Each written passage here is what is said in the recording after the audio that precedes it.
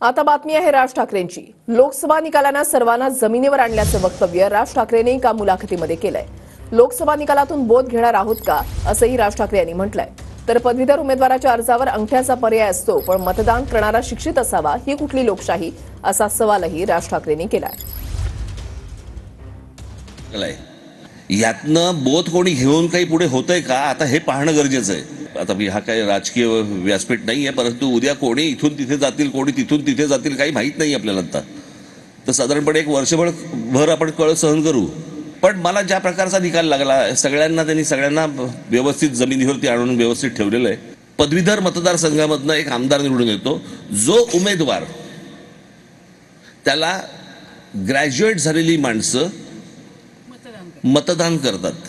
त्याच्या खाली लिहिलेलं आहे त्या फॉर्मच्या, जो उमेदवार फॉर्म भरतो, सही अथवा अंगठा।